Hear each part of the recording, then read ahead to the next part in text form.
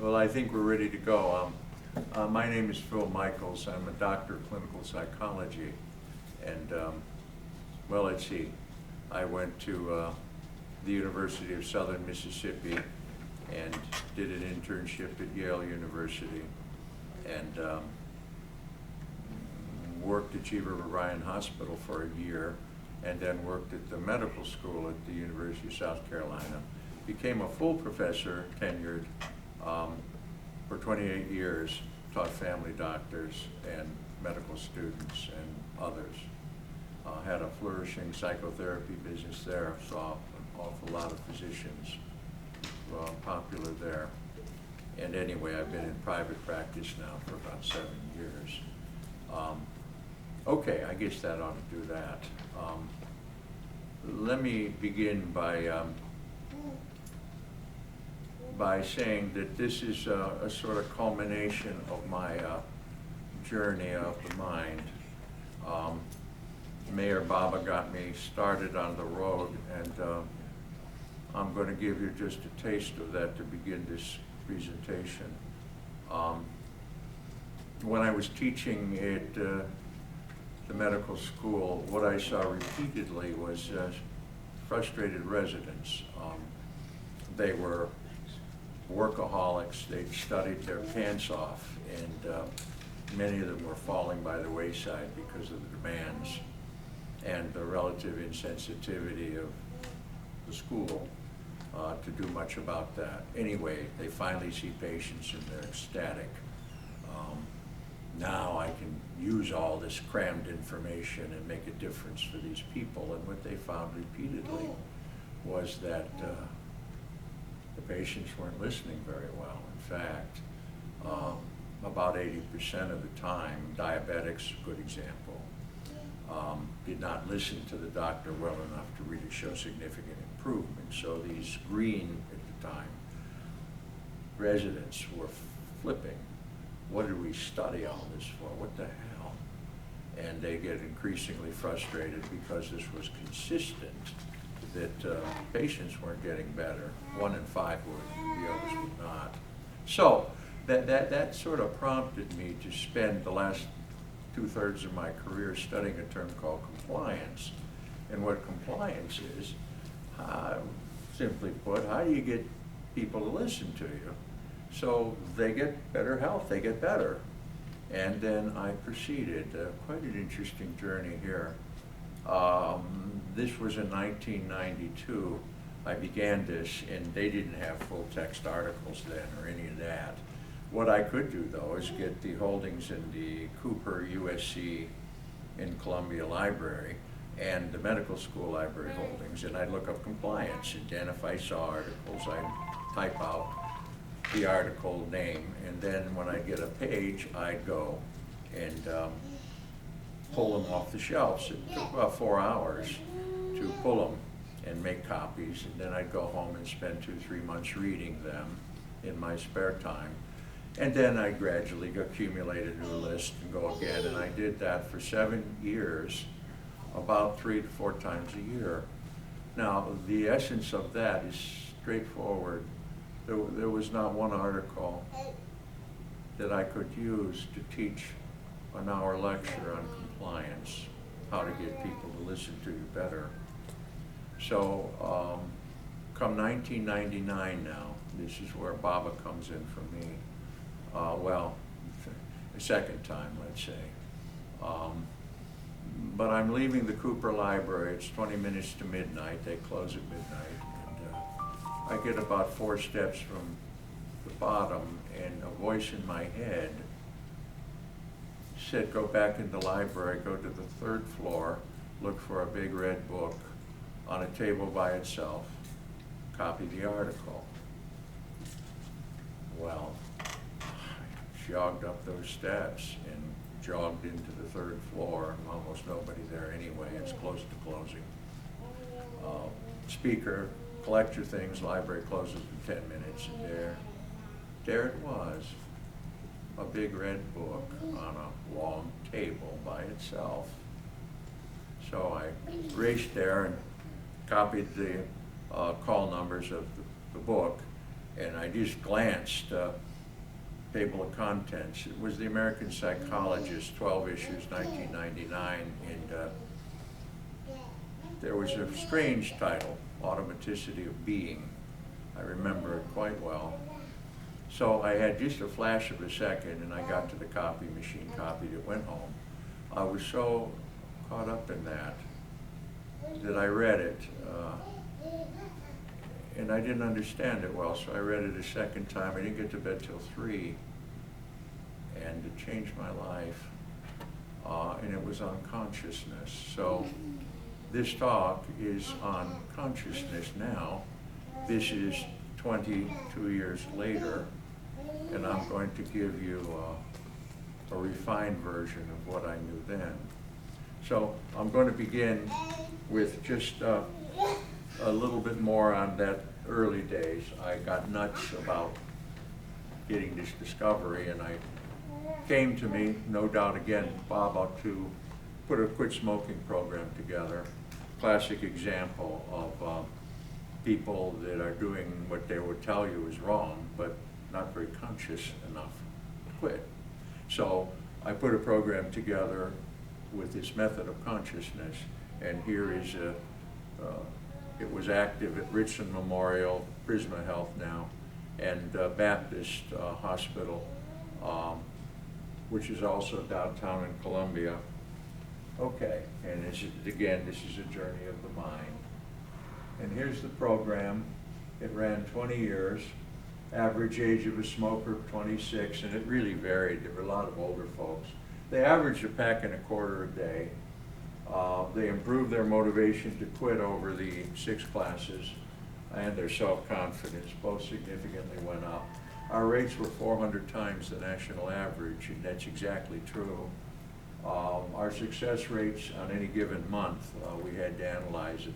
Hey, Bobby, how are you? Hi, how are you? What a nice treat. The worst we ever did in a calendar year, these are yearly 19 years worth of information. The worst we did, 77% of the people that took the classes quit. And the best we ever did, 89% of them quit. 6 months to 2 years later, I had medical students make calls to these folks to see if they stayed off cigarettes.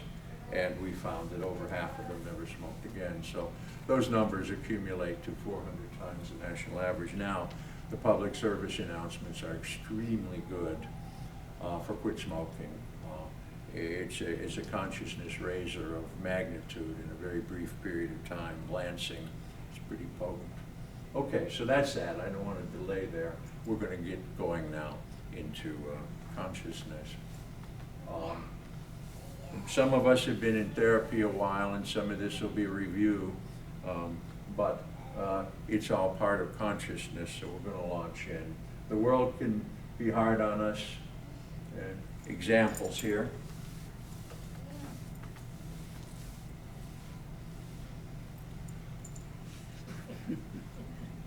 Oh gosh, I lost the, how did that happen? See if I can get there. She's saying, what are you doing down there, to her husband? Oh, and there's my hairbrush.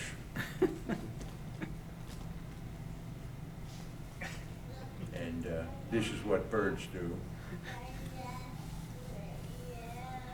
Golly, I'm missing all of them. I'll have to fix that. She's complaining to her husband, can't you wait until the commercial comes? All right, so we live in a confused world, a world of chaos. And a central piece of the talk, as we'll see, is the difference between God's world and the world we're in. And in God's world, it's a world within us. It's a within us world. So I'm going to make that point as emphatic as I can. Inside of you, things don't change. They're eternal. I don't mean the physiology. I don't mean the body changes. I'm talking about the mind, the spirit. In there, things don't change. We'll take an example of 2,000 plus years ago, and it's entirely applicable because it's an internal world story. And therefore, what happens inside are predictable. You obey Baba, you obey the Lord, and things go well. Maybe not at first. I'm going to skip this slide because it's busy, but basically Baba does some comparing there. So we're going to focus on the world inside of us, okay? And it's very alive and very real. Life is lived in the mind. You know, I heard that when I was younger, and I never, I'd say, well, it's kind of interesting, but you know, as I'm older now, it's absolutely true. What rises in you is coming off of your interpreting what you're seeing and what's going on inside you. Life is lived there, even though you can't see it or touch it. It's very much where we, moment to moment, come from. So there are two parts of consciousness: your thoughts and you, the thinker. Now we're going to get into both a bit. Your thoughts, what people believe is true for them, that's a core comment. If you believe something, it's true. True or not, it's true. Okay, now that's in the mind. Often what we believe is wrong. We react quickly, too quickly. We don't stop to consider. We don't stop to think longer, which is conscious more. So we're reacting a lot, and here's an example of it. What he believes is true.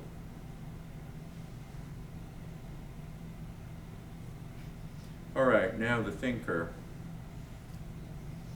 There are many ways to see anything. It's an enormously important slide in terms of Baba's kingdom. There are many ways to see anything. You can look at something that happened to you the way you do it first, which is back to reacting. And if you sit a little longer, you'll see other things about it. Now, your mind is in another place, and it may be just as true, but what you've done is opened your world up to seeing different views. There are many ways to see anything. And when you get riled, part of what you need to realize is you're thinking that way. We'll talk more. Okay, we can create endless meanings about any event or person in our lives.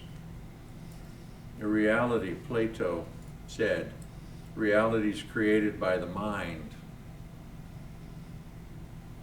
Our reality, we can change our reality by changing our mind. That's true. How many people realize that? I'll bet not too many.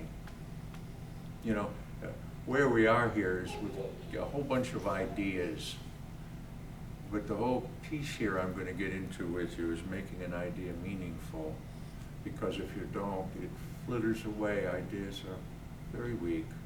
So here's a big one. Reality is created by the mind. We can change our reality by changing our mind. And that's a life changer if you make that more meaningful.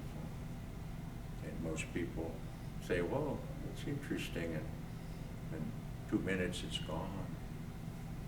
Okay. Thankfully, we can always change what we think, another gift of God.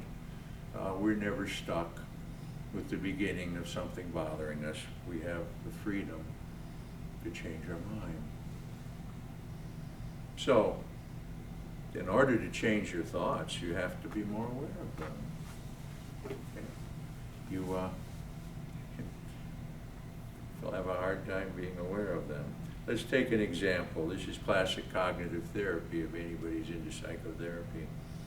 All right, we got an angry person talking to you in a mean way. Blah, blah, blah, blah, blah, blah, looking you right in the face. Okay. Now you can respond a bunch of ways. We're back into the mind of the receiver. This lady, how dare him? He has no right to talk to me that way. And look at the look on her face. Then this other man, oh, he's right. I've never been too good at much, and he's yelling at both of them, but notice how they're reacting now. Their thoughts are different from one another. Then we could have a scared person. I hope he didn't take a swing at me, because he's mad. Or we can have this sort of guru guy. I need to calm him down. He's pretty calm. So you can react any which way to somebody mad at you. Now, which thoughts might be yours? Angry back. He's right. In other words, depressed. I've never been good at much. I hope he didn't swing at me, scared to death of it. Or I need to calm him down. You're staying more conscious. You're not all emotionally caught up. Okay. So, what we notice, and this is just another big point, calling it a key point, we notice outside triggering events. In this example, the angry guy, we notice him real easy, but we rarely notice the thoughts we're having about him. Yet, as we'll see, between the angry man, the trigger, and the thoughts we're having are bigger. They have more influence over us. How about that? Well, we're back to God's world then, aren't we? Because inside, God can help us. Outside, you know what that's about. Okay. So what's more important to you? The man angry at you, keep your mind on him, or how you think about him? I gave you 4 examples. What's more important? We could sit with that. That'd be a take-home. Sit with there. What's more important? Your thoughts about him or him being angry? Okay, the man can stay mad. That's up to him and his thinking. Yet we spend so much time trying to change what's outside of us. And we do. A lot of effort and time.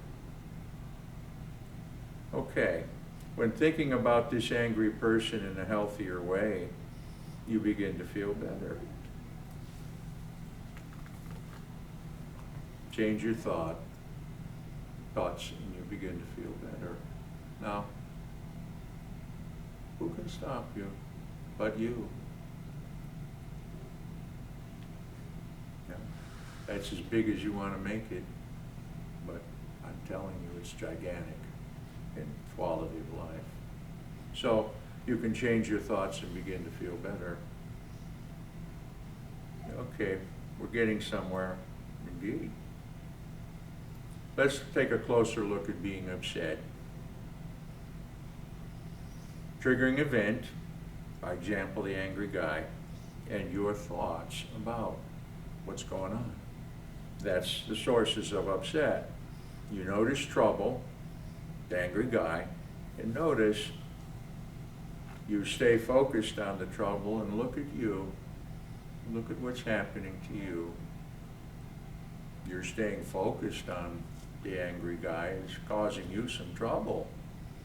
Now, that doesn't mean you shouldn't tune in and see what to do, but then if you go on dwelling on it, maybe half the day, look at you.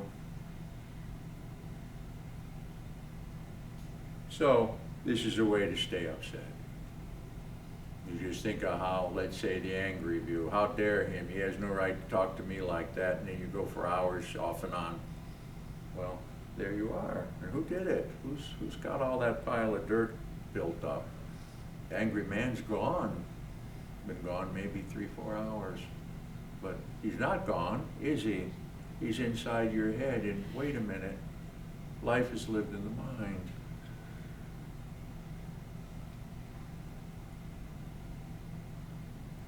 So, is this how you want to feel? You keep dwelling on what he did wrong, and which one are you going to be?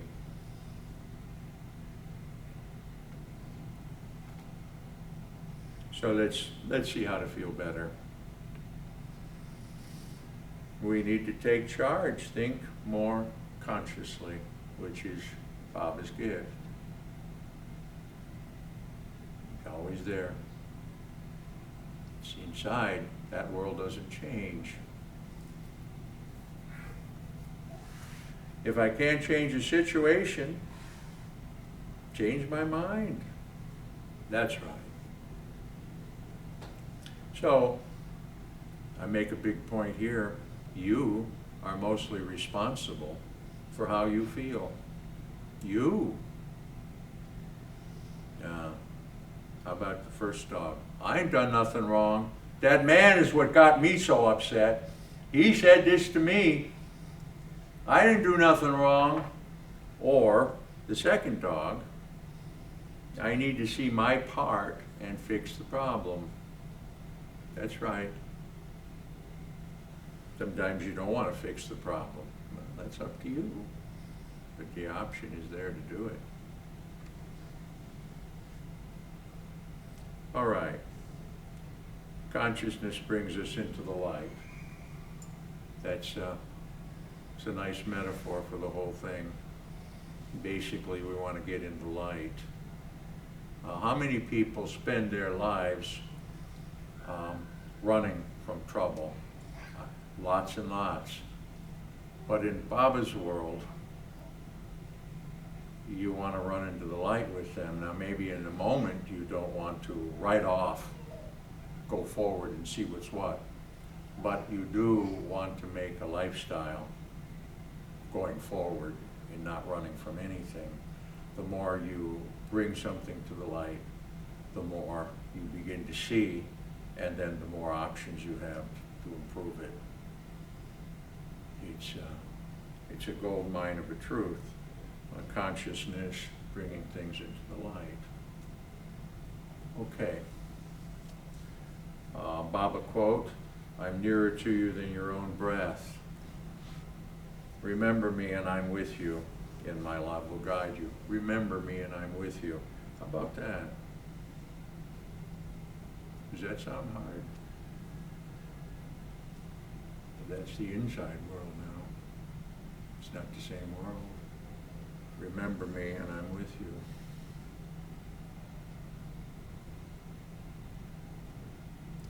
All right, so God's gift of consciousness. We're made in the image of God. You pick that up in Baba, you can pick it up in the Bible, you pick it up in most religions. Why is consciousness a gift from God? I can answer that. You can use it anywhere. Anywhere, right here, when you get home, tomorrow when you do what you do. You can use it anytime. Anytime. Doesn't matter when. Universally available, anywhere, anytime. Doesn't cost a penny. No money here. How about that for a gift of God? Only you can stop yourself from using it. That's a big statement because people stop themselves all the time. I'd rather stay upset. I'm going to keep complaining.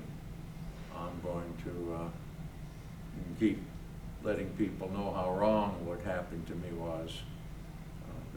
That's on you, and yes, you can. Only you can stop you from going conscious. You like that idea? I'm amazed at how high the percentage of people that seem to like that idea. Not that they're conscious of that, but if they were, they wouldn't do that. They'd say, wait a minute, I can fix this better. Then take responsibility like the dog sweeping. What can I do to make this better for me? So only you can stop you from using it. And it works. God's gift of consciousness. Use it anywhere, anytime, it's free. Only you can stop you, and it works. How about that? Now, if you make that meaningful, that would be a great piece of what you get out of this presentation. All right, so there's our summary. That's kind of ubiquitous, it's kind of all-encompassing. It is. It is. There's no barriers, there's no limitations here. And it's God's gift to everybody. The more you use it, the more you'll see. Baba's gift. All right, so we got two parts of consciousness, your thoughts and you, the thinker. So we're going to look at the thinker now. We've covered thoughts enough for a while. You, the thinker, managing your thoughts. How about this slide? Too often we become the upsetting thoughts. You know, you keep digging a hole over something that you felt was unjust. Can you relate to the image here? You keep dwelling on the wrong. What's happening here? Don't you become the upset? Don't you become so frustrated? I get this all the time in psychotherapy. People will a week later be talking about it with vehemence, the wrong done to them. And they've become the upsetting thoughts they're having. Is anybody accountable for that?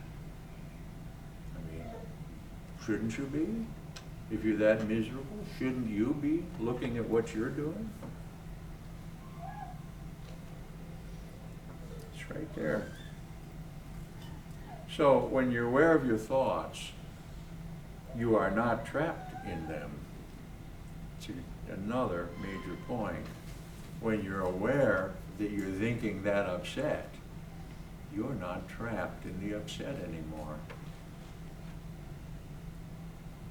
You can change your mind, you can think your way out of it. You certainly can. So, there are two pieces to the thinker. You're aware of the outside situation, the triggering event, the angry man, and you're aware of your thoughts about that. When you can be aware of both, you start to have control over yourself and your life. So being aware of your thoughts about it, very big thing. So we're going to go through the steps to do that. Detachment is key. You step back. When you're upset, that's your trigger. What in the heck's bugging me? Then by asking a question, you can see what's going on in your head, see what your thoughts are. You step back, and then you watch your thoughts. That's what detachment is. Why am I upset? What's going on inside me? Thoughts will be coming. You can see what they are. Now, by watching them, you're not in the middle of them anymore.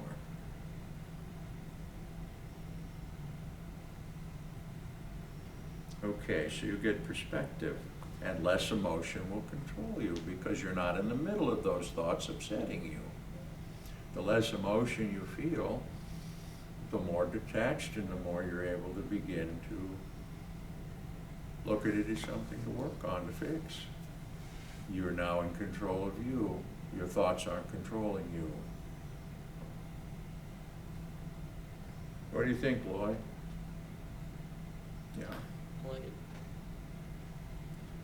Okay, so a Christ comment's really timely. Be in the world, but don't be of it. It's kind of the same thing.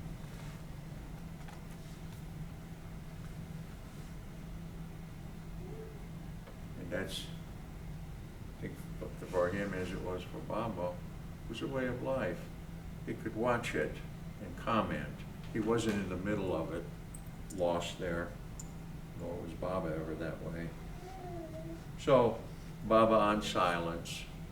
It fits in here nicely. Things that are real are sent and received in silence. I'm calling that being conscious. Tuning into what's going on inside you. Baba will help you, however you want to say it. Baba's that close to you as your own breath. That was in an earlier slide. If that's so, then where do your thoughts end and Baba's thoughts begin inside you? I'm not sure there's an answer there. However, they're all there. And does it matter which one we have to credit? The point is, when you're detached, stepping back and watching your thoughts, things that are real are sent and received in silence.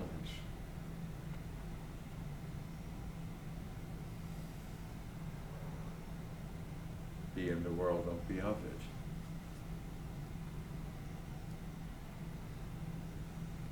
So when you're more aware, you got more choices, better decisions, more freedom.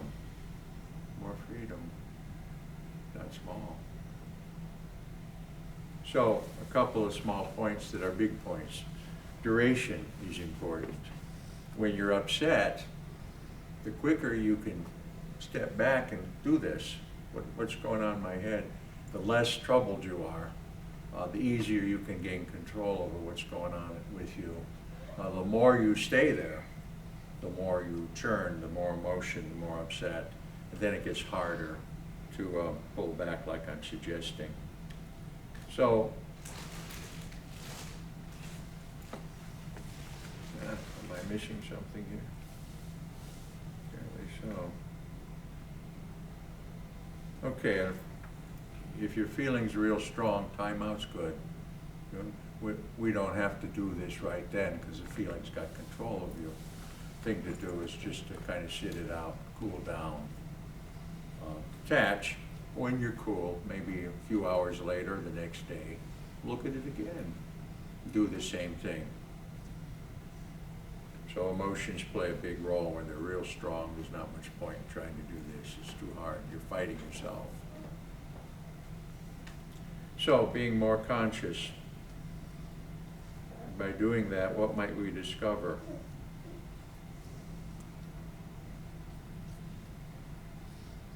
Where's the enemy? I have only 3 enemies. My favorite enemy, the one most easily influenced for the better, is the British Empire. My second enemy, the Indian people, far more difficult. But my most formidable opponent, a man named Mohandas Gandhi, with him I seem to have very little influence.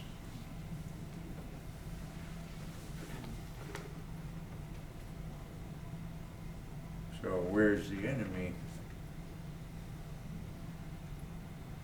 Well, we met the enemy, and he's us. There's accountability and responsibility for your life. And that's what it comes down to. When you're all out of sorts, you need to check in with yourself and see what's running through your head and see what's causing you trouble from you yourself. How are you creating your troubles? You begin to do that, and these comments here are applicable. Gandhi said it, one of the most peaceful, accomplished men of our lives. He said, my main enemy is myself.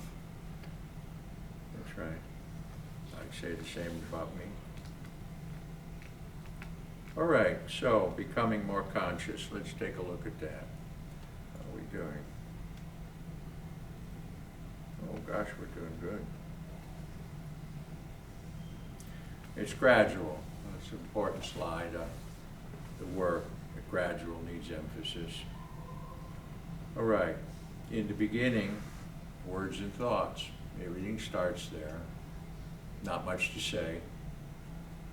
Then come ideas. Yeah, ideas flourish, and it's a necessary step. We got to have an idea to get going. However, it's uncanny the extent to which people think once they got the idea they're good to go, because ideas are immensely weak, that they don't do much of anything. In fact, you have a good idea and people get them, and they think because it's good, I'm all set. Almost never. In fact, New Year's resolutions, about 98% of the time, they don't stick. And they don't stick because they're weak. Ideas are weak. Good as they might be, You've got to make something of an idea. It's a journey of the mind.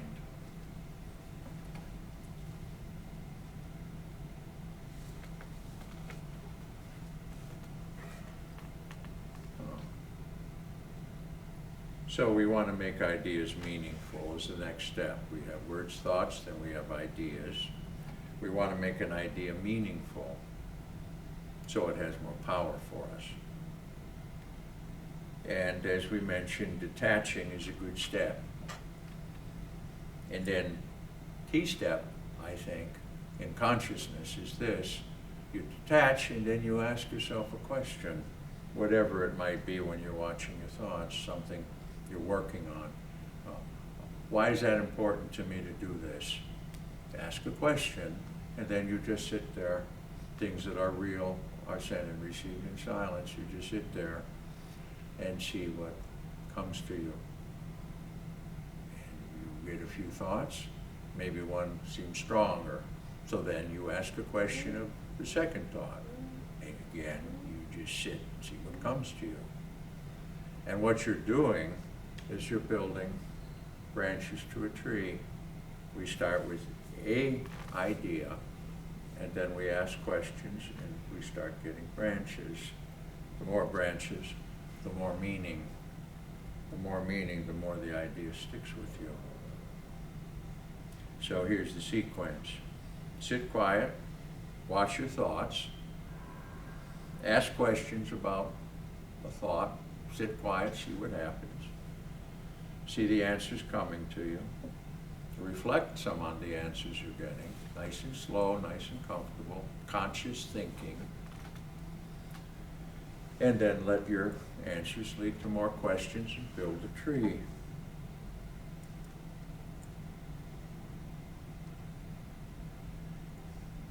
As you answer more questions, you build more meaning and you become more conscious of whatever it is you're addressing. A problem in your life, a goal you want to set, whatever it is, you do this and you'll have much, much better direction for where to go next.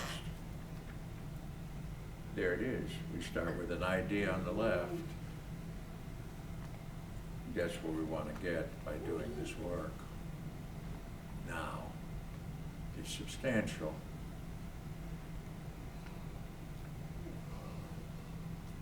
So to make a change last, durable change, transformation, you're not the same. You make your thoughts more meaningful, as we just went over. And then lastly, the final step is to realize the meaning.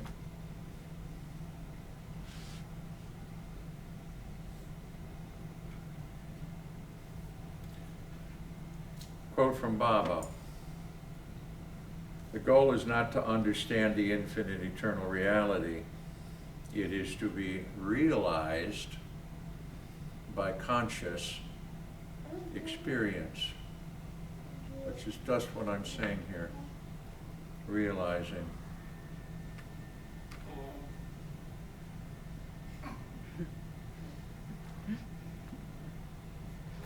Realizing. So changing your mind, it's a journey of the mind. It's usually always gradual. You pick away at something important and you make progress. You get bigger branches to the tree and you get clearer. So how to realize? We review answers to our questions, and sometimes people list their answers on paper and then review them. That's not bad. You end the 10-minute sort of meditation. What about this? Asking, seeing answers. At the end of that, you get a piece of paper. I see Phil's doing a little of that here in the talk. Yeah, that's it. And then you jot down what came to you for the 10 minutes or so you did it, and then maybe 2 days later, you pick up where you were and put some more branches on that tree, and maybe you add something on the paper, and then over time, you review what's on the paper. You're realizing more meanings. So, to realize meanings, key point, takes time. It's like an idea, you've got a good one and you think you're going to implement it. no way.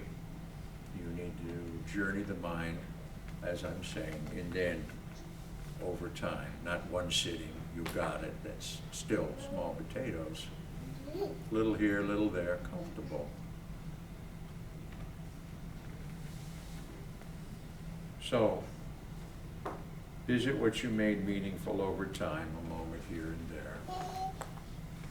That's pretty good. Pretty good conscious work.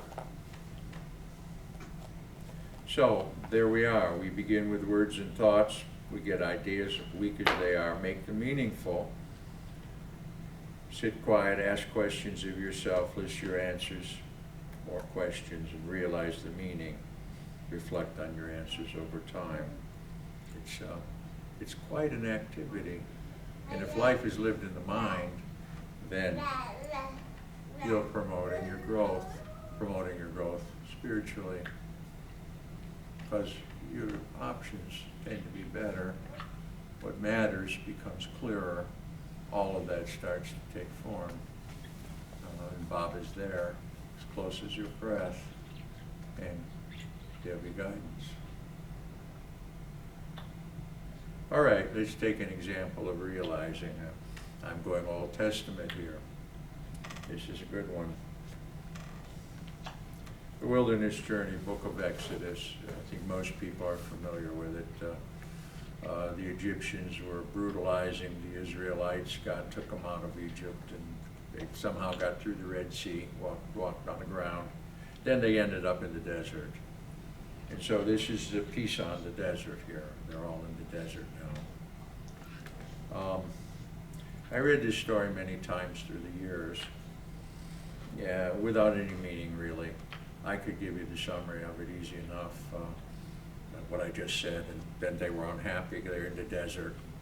They had the same kind of food. Didn't like it one bit. It's kind of the story. I could say that for 30 years, because that's all I did was play with ideas. That's the plot summary of the story. I got it, I can tell you. It's crap, it's a piece of crap. Misses the boat pretty good. So now I've realized the story, and I kind of give you a summary of an example of realizing. Okay, how did the people live in the desert? Well, sand was everywhere. Manna, honey wafers, what I think that was. That's what they had almost all the time. They're bored. There wasn't much to do. They didn't have nowhere to go. They're in the sand all over the place. And they're told to do things. God said, do the commandments, and told them what to do, and they weren't interested too much there. So here they are in the desert, eating the same food, bored, and that's how it was for them. How about within themselves now? Let's look at the second world, the world of God within us. What's going there? Well, they weren't aware of what their thoughts were.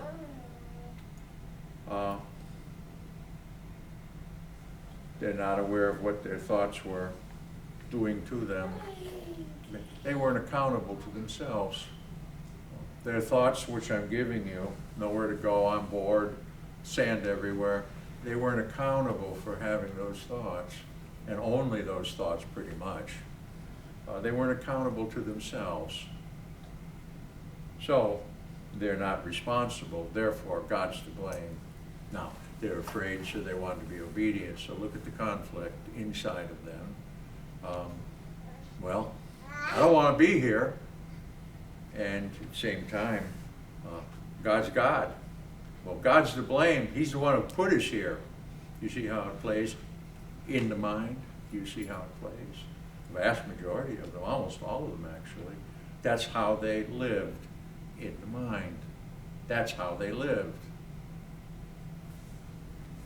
So, in God's world, now what do we have in summary? God took them out of the world. Yes, He did. Not only that, but they couldn't go back. How about that? And I'll tell you why. He took them out of the world. What doesn't get talked about, remember the blood on the doorsteps and the doorposts, Everybody says, well, that's to save the firstborn children of Israel. Well, that's true. But there was another reason he had them put the blood of lambs on the doorposts. And you know what that was? Because lambs were sacred to the Egyptians, and so they looked at it as quite an insult to defy them with putting lamb blood on the front of their homes. So they couldn't go back. He had a captive audience. These people were stuck in the desert. Now, what did he say? Obey. Now, what were they to obey? Well, here it is. Don't worship other gods. Get into what we're talking about here. Don't lie. Don't steal. Don't covet your neighbor's stuff. Honor your father and your mother. Don't commit adultery. Don't commit murder. He said, do these things. Now, let's take a little further look. The people didn't do that. They brought the old world with them. That's what they did. They came as slaves. They brought everything in their minds with them. They were not accountable for how they were thinking. So the sand is there and it's terrible. Like most of us, everything that's bad is outside of us. So there it was, and this is how they lived. We see all these things, the commandments broken right and left. So what do we got? We got people fighting with one another, people angry with one another, people frightened of one another. The slide of the man who's angry, we're playing it here, but we're playing it here over and over and over again. And then none of them were responsible for how they were doing, because there was only sand, and what kind of God is this putting us in this hole? And so what are they doing? They're not obeying any of the commandments, getting more miserable, but they don't see that they're at fault. How about that? How about that? So, what was living their way? What did it look like? Does that seem possible? That a fairly accurate artist's version of how most of them must have been doing. Okay, so had they made meaningful their thoughts about where they were, they would have gradually is the word again, they would have obeyed the commandments more. And had they done more of that, little by little, hit and miss maybe, but learning, because they're accountable to themselves for how they're thinking, had they done that, they would have gradually had more harmony as a group. The community would have started getting along. The good feelings of trusting one another and not having to hide your stuff and all that comes with it, gradually, they would have been happier people, and they'd have learned to trust more fully, and then this is what would have happened. All of these things I'm listing. In other words, they could have been in paradise. It would have been gradual. They'd learn to unlearn their time in Egypt and begin to see their accountability for the way they're thinking about everything, and just been obedient. And that's how it would have been in the desert. But what happened?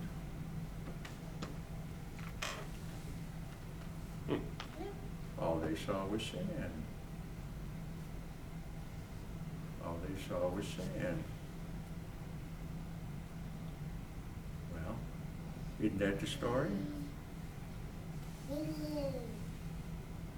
Okay, so I spent time thinking about this, finally realized it, and that's an example.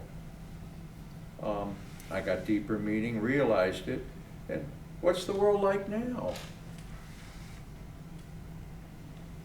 Why is life so hard? Because the world will always be a terrible place. Or because we still think the same reactive way. Quick, not reflective. We still see too much sand.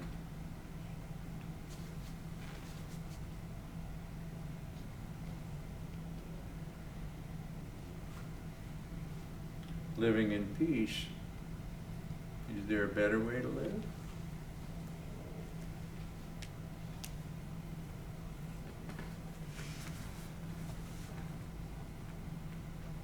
So God is life, love, light, spirit, truth.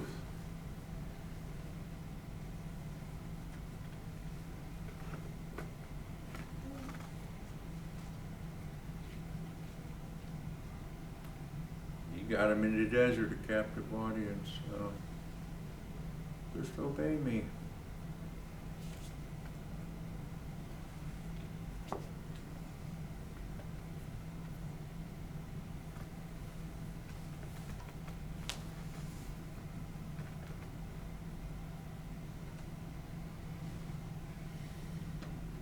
Real happiness lies in making others happy.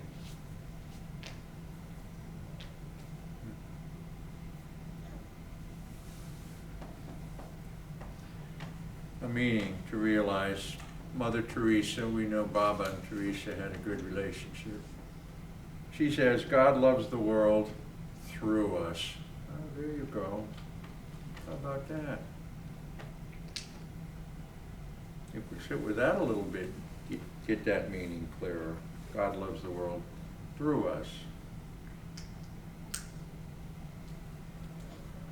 All right, Baba tells there's more to the journey. I'll finish on these.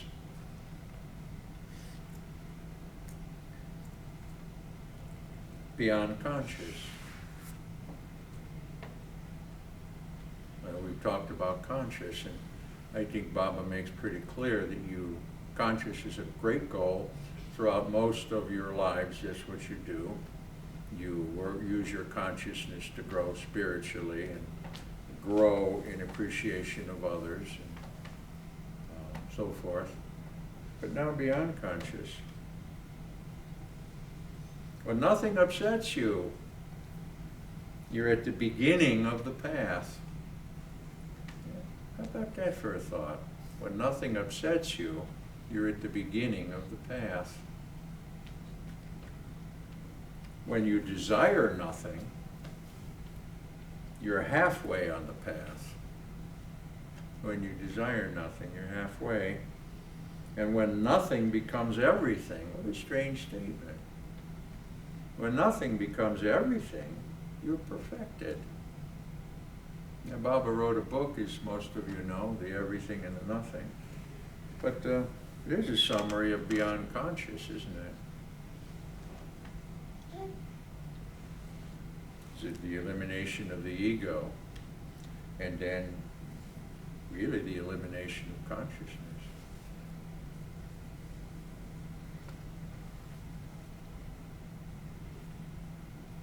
So the final paradox. We must lose consciousness to find ourselves. We must die to self to live in God. Complete emptiness means absolute fullness. To realize existence, life must be shed.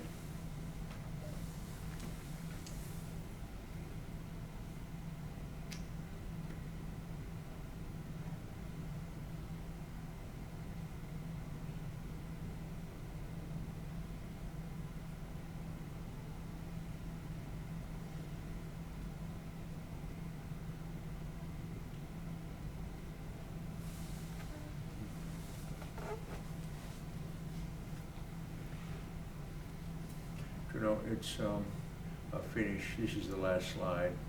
I should say a word or two, and I'd love to hear what you want to say if you want to have discussion or anything about this. I'd said 2 hours, but first time I've given the talk, and we've taken about an hour, so we've got time. I'll leave that to you. But I'm struck by, it's very hard to get this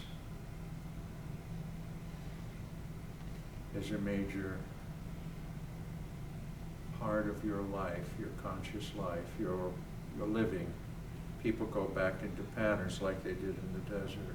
It's, we're still into words and ideas, and it's up to you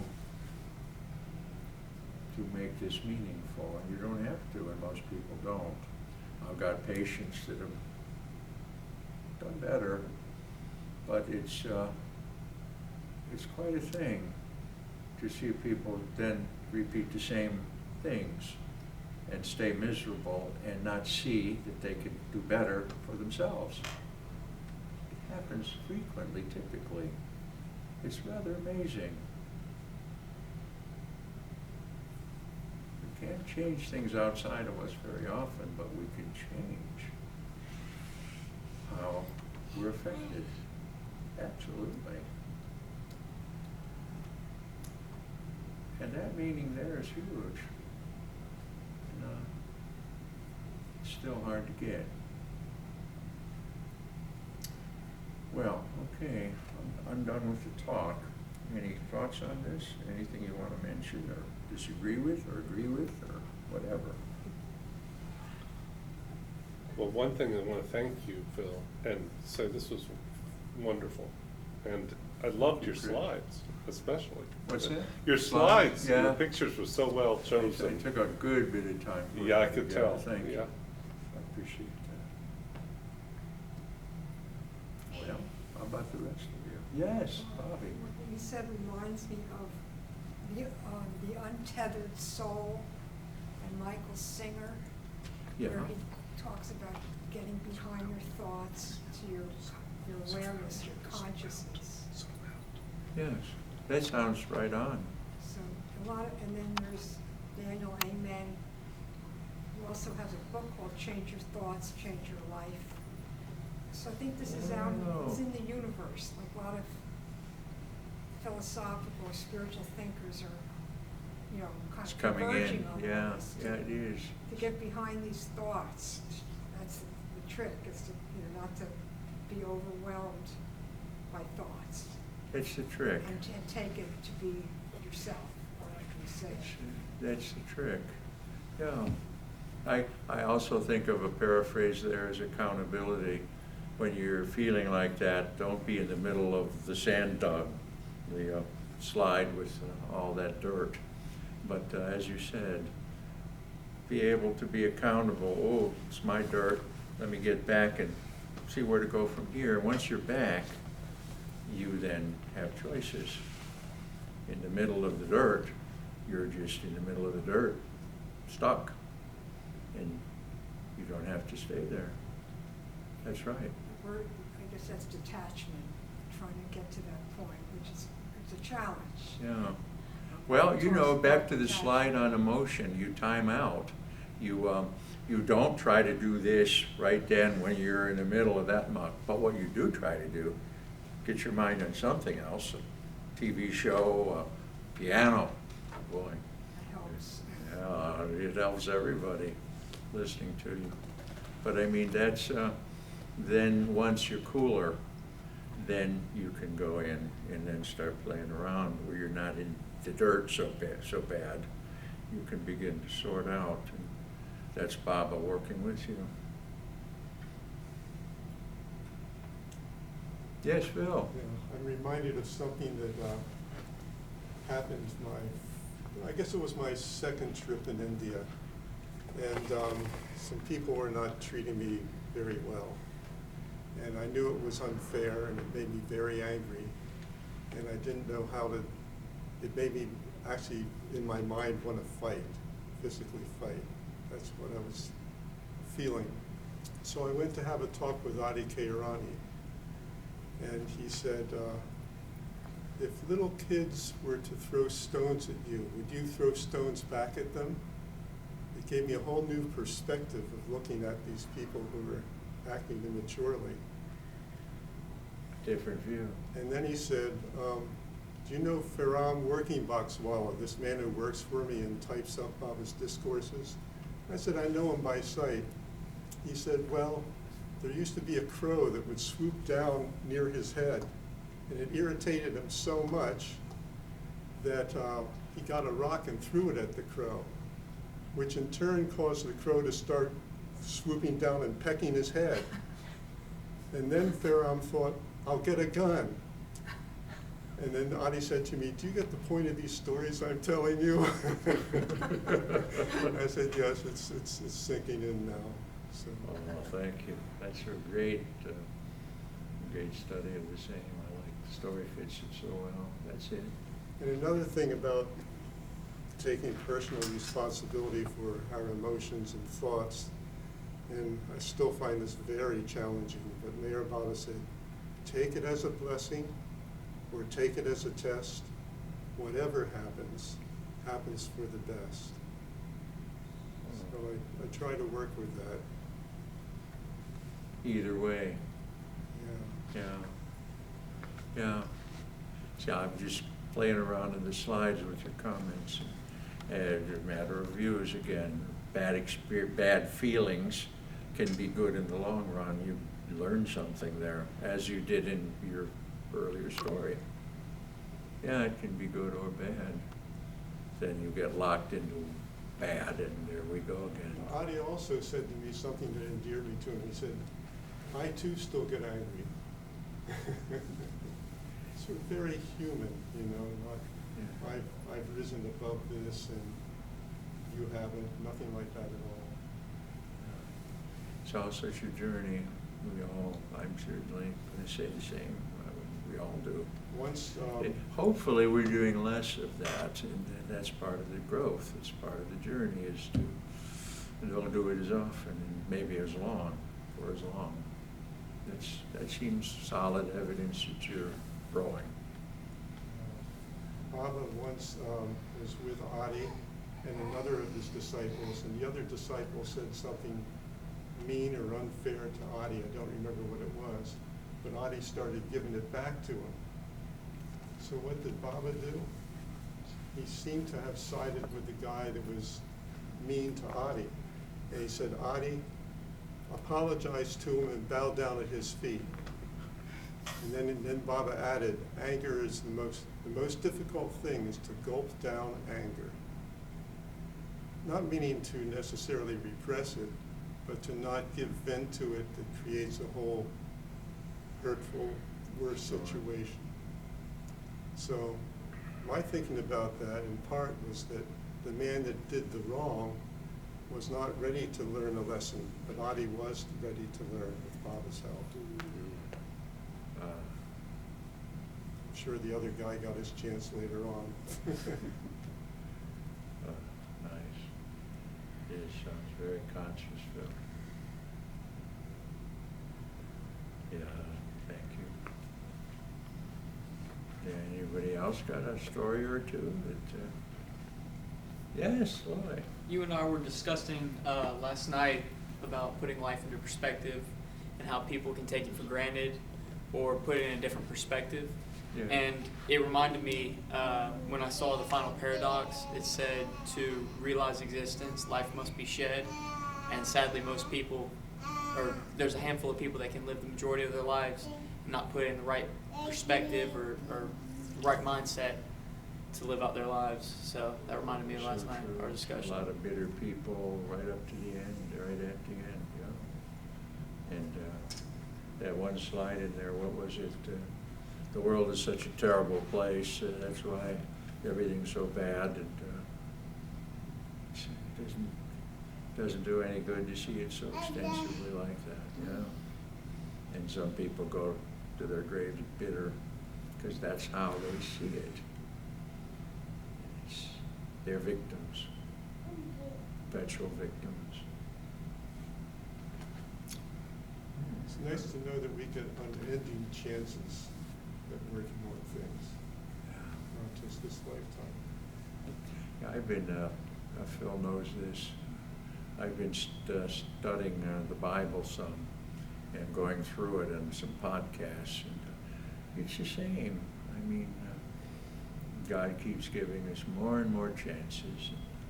The theme, I think, clearly there is you get punished and you suffer as a way of trying to wake up. It's not there to torture you, it's there to wake you up. And sometimes that's the whole thing. It has a place. But then, if all we see is being tortured, we don't wake up. And that's one's mind again, one's accountability to yourself. That happens frequently, sadly. Yeah.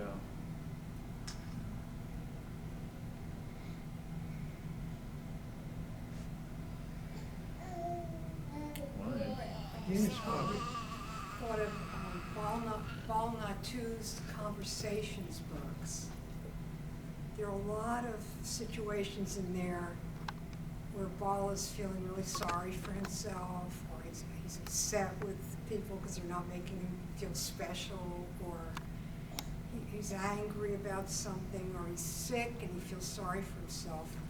And then the awakener, Baba, comes in and somehow shows him another perspective. So that reminds you of what you're saying too. Yes. It's beautiful books. There's, I don't know, maybe 4 or 5 of them. Yeah. In those books he's talking about, aren't they written like a dialogue with Baba? Like Yes, that? dialogue. And that's like the process that you were talking about. Yes. And yet he does it as a dialogue. I think it is. It is. Yeah. It's, That's right. It's, here, Awaken. Yeah. That's a great title.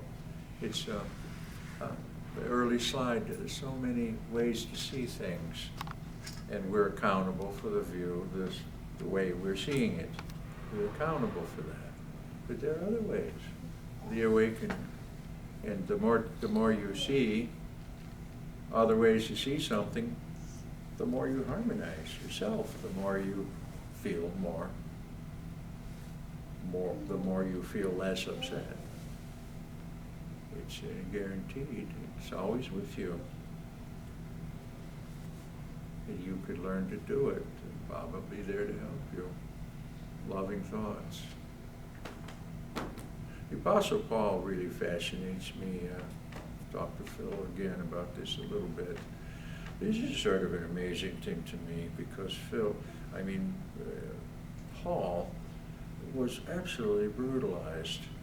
There's something if you've got Bibles around, you might want to, 2 Corinthians, I believe it's chapter 11, he says in 3 or 4 verses that just about everything could have happened to him, bad happened. He says, it's the only time he mentions it in his writings, but he said, I was whipped 39 slashes they did then, 7 times. He was beaten by rods 3 times. He was shipwrecked a couple times. He was stoned once and survived that. He was in and out of jail. He was on the run from Gentiles, his fellow Jews. He many a time didn't have food and didn't have much water. And in spite of that, if you read his writings, he ain't the same guy. He said, classic line, I think it captures everything. In Galatians chapter 2, he said, I no longer live. Christ lives in me. I no longer live. Baba lives in me. And he's writing these incredible things while he's getting butchered. Oh my goodness. There it is. That's quite a thing.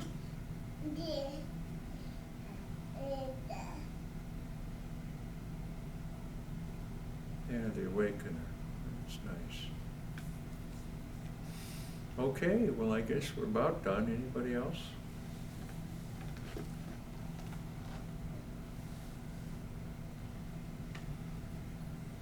All right. Thank you.